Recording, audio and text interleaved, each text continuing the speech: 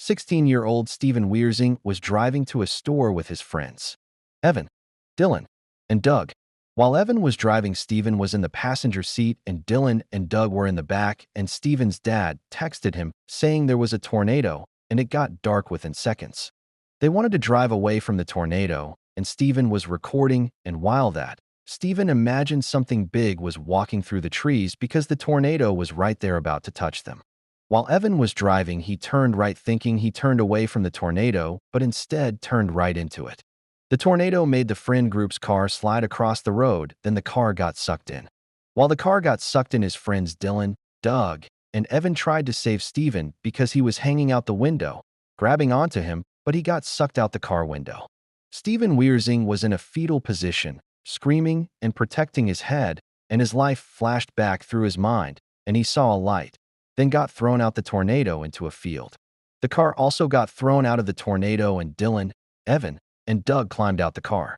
They were all screaming Stephen's name because everyone checked on each other but didn't hear a word from Stephen. They all looked for him and found him.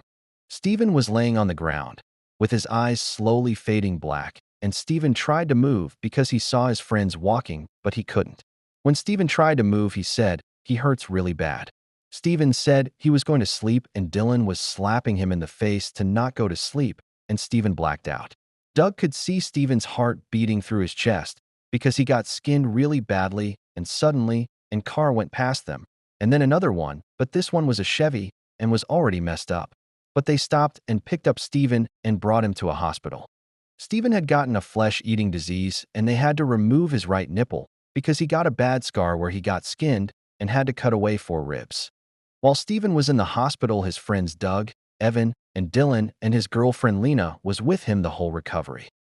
Stephen was put in interviews and was called Miracle Boy because he had a very low chance of living. Stephen had got to meet the storm chasers that saved him that day, and Stephen told them the story of what happened.